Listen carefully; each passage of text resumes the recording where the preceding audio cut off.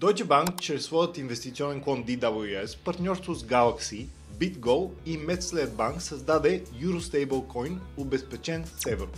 Монетата е напълно регулирана от германската федерална финансова служба BaFin и съответства на МИКА, регламента на ЕС за криптоактиви. Eurostablecoin се генерира на Ethereum блокчейн като ERC-20 токен. Според последната статистика, около 30% от германското население или приблизително 25 милиона души през 2025 година са използвали или са притежавали криптовалути. Това показва, че криптото вече не е нишово явление, а част от финансовата култура на германеца.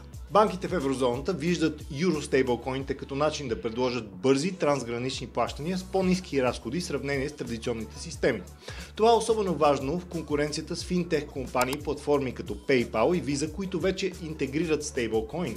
Освен това, собствените стейблкоини позволяват на банките да токенизират депозити, предлагайки алтернатива на предстоящото създаване на цифровото евро от Европейската централна банка, като по този начин банките ще запазят ролята си в управлението на резерви и попечителски услуги.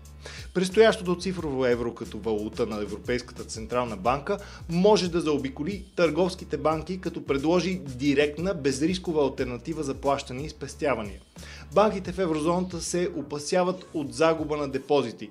Оценките сочат, че дори с лимит от 3000 евро на човек, изтичането на депозити може да достигне 10% от депозитната база на домакинствата в еврозоната.